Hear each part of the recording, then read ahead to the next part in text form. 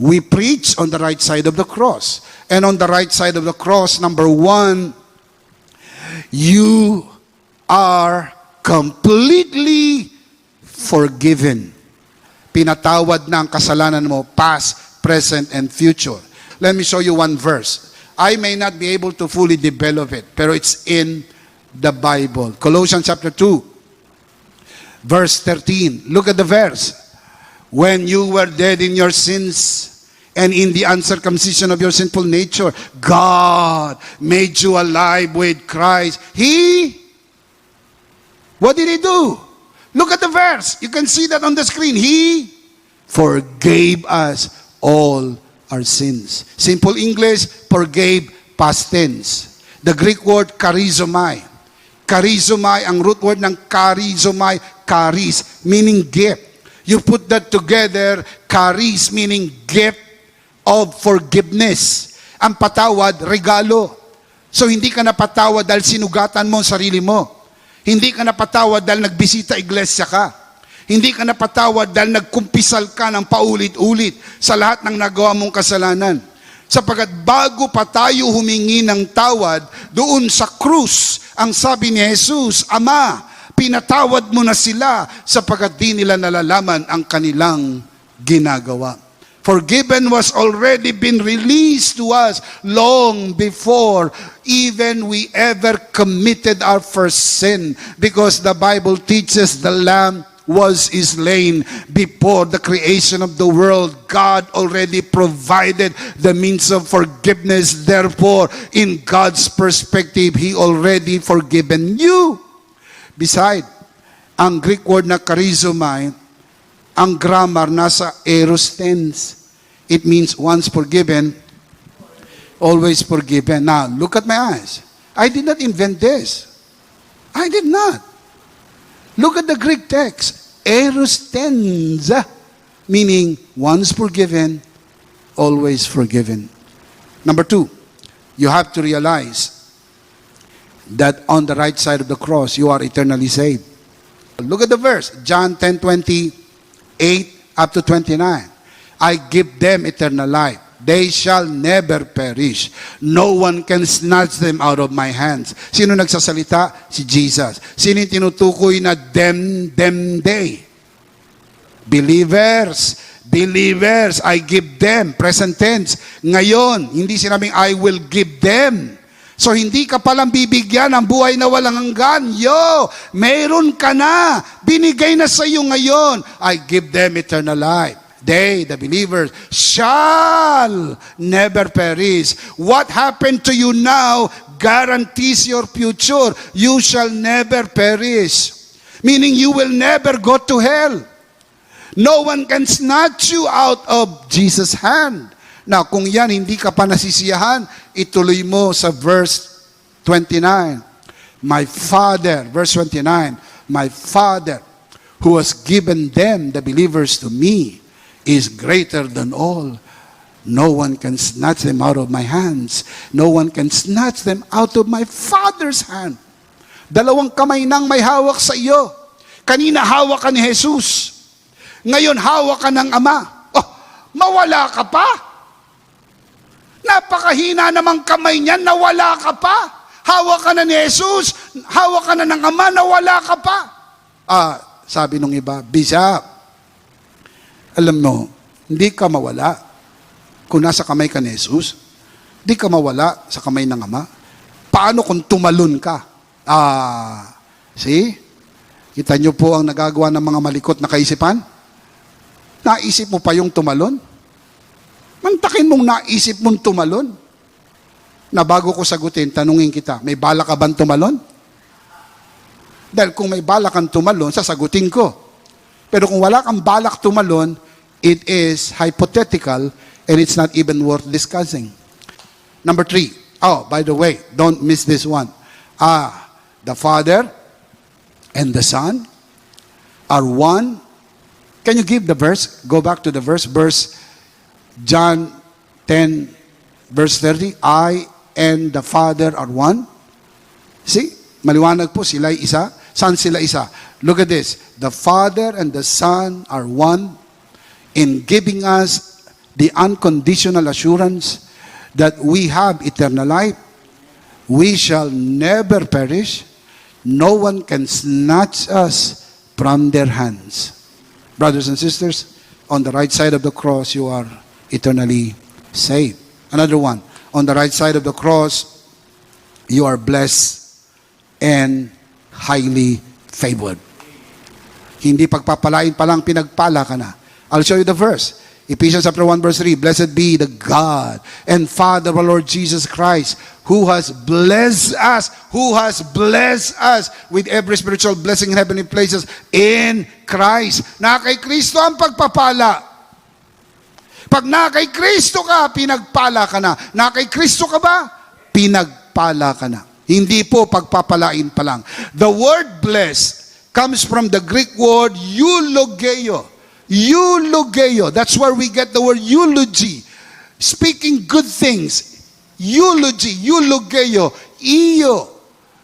Good. Logos. Word. Speak good words. And the power of it is in the aorist tense. God has already spoken good things over you. How can you reverse it?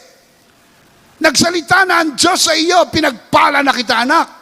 Sino pa ang pwedeng bumawi niyan? Sa lumang kasunduan nga, hindi pwedeng bawiin ang pagpapala, lalo pa sa bagong kasunduan. Natatandaan niyo po mga kapatid, si Balak, na may masamang balak sa Israel, at inupahan si Balaam para sumpain ang Israel. Anong sabi po ni Balaam? Hindi ko pwedeng sumpain ang pinagpala ng Diyos. Kaya ikaw na nanonood sa broadcast na ito, pinagpala ka na. Ang kinin mo that you are blessed and highly favored. You are blessed once, blessed always. Blessed, aorist tense. Another one, Ephesians chapter 1 verse 6. To the praise of the glory of His grace by which He made us accepted in the beloved.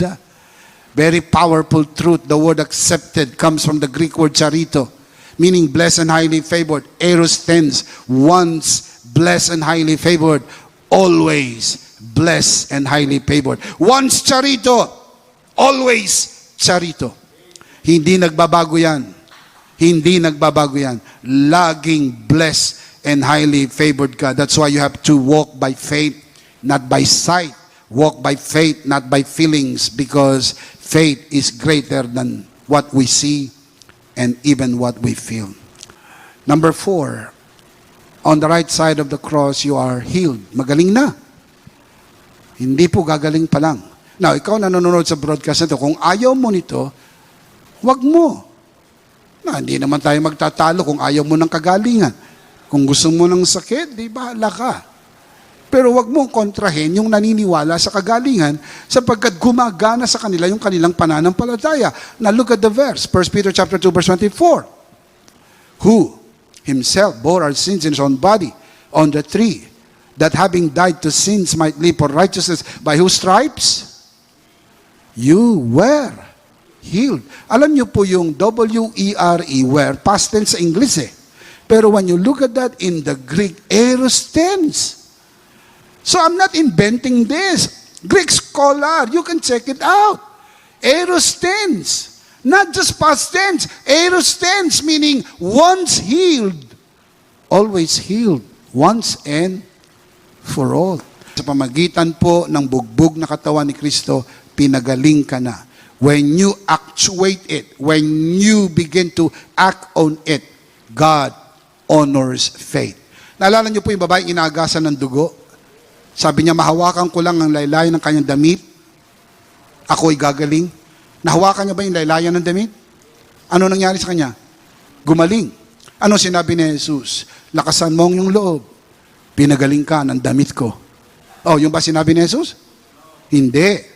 Lakasan mo ang iyong loob. Pinagaling ka ng iyong pananampalataya. Yung faith niya, sabi niya, mahawakan ko lang ang laylayan ng damit, ako'y gagaling.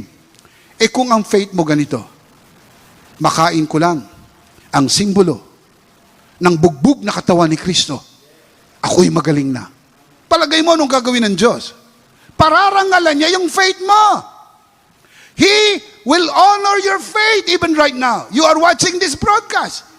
If you're sick, May sakit kang cancer, tinaningan ka na ng doktor. You try this. Faith works. Kung ikaw may COVID-19, hindi yan katapusan ng buhay mo. Walang virus na hindi kaya ng tinapos na gawa ni Jesucristo. Tinalo na yan sa krus ng Kalbaryo. Amen? Number 5, on the right side of the cross, you are made rich. Mayaman ka na. Ito na naman. May issue rito eh. Pakita niyo yung issue. Look at the issue. Issue against grace. They call grace as prosperity gospel. Ayan na. Yung mga nagtuturo ng prosperity gospel. Let me address the issue. Wala hong prosperity gospel. Wala. You cannot read that in the Bible. There is only one gospel.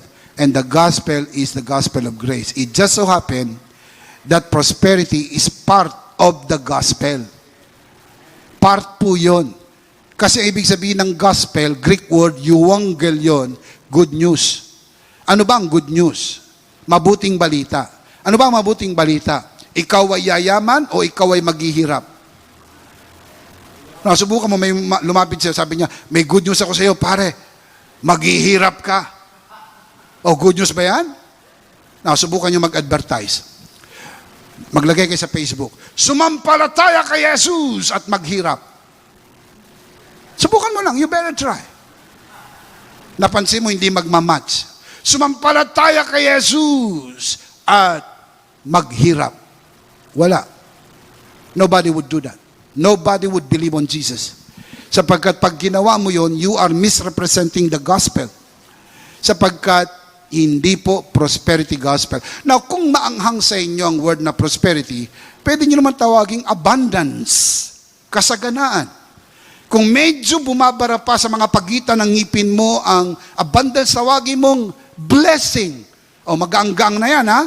Di ka na siguro matsyok dyan. Blessing. Pero hindi mo siya pwedeng alisin. Kasi kasama yan sa mabuting balita. Na pag sumampalataya ka kay Kristo, aangat ang buhay mo. Kasi si Kristo naghirap para umangat ka. Tignan nyo po, sabi sa Bible, I'll show you the Bible. 2 Corinthians chapter 8 verse 9. For you know the grace of our Lord Jesus Christ. You know the grace. The word grace carries meaning unmerited favor. For you know the unmerited favor of our Lord Jesus Christ. That though He was rich, yet for your sake, what happened to Him? He became poor. What is the purpose? Why He became poor? That you through His poverty might become rich. See, it's part of the gospel. Siya naghirap para yumaman ka.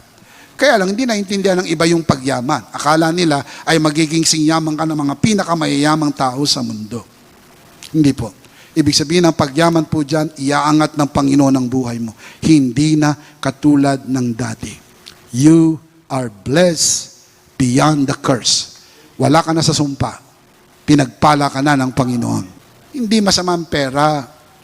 Ang masama yung pag-ibig sa pera. Sabi ng 1 Timothy chapter 6 verse 10, it is very clear that the love of money, not money is not wrong. The love of money is the root of all evil. Kaya sabi sa Hebrews 13:5, do not love money. Love God, enjoy the money. Love the blessor, enjoy the blessing. Never enjoy the blessing. Because blessing come and go. Enjoy the blessor. Love the blessor. And blessing will just come and you can enjoy it with the blessor. Pero kung yung blessing lang, wala yung blessor, hindi pang matagalan yan. Ang pangmatagalan, nandun yung blessor. At habang nandun yung blessor, love the blessor and enjoy the blessing. Can you say amen? So anyway, just to let you know, we are just so happy. Sinamahan nyo kami sa broadcast na ito. Then, let's see them again. Tignan natin ang ating natutunan. On the right side of the cross, number 1, completely forgiven. Number 2, eternally saved. Number 3, blessed and highly favored. Number 4, healed. Number 5, made rich.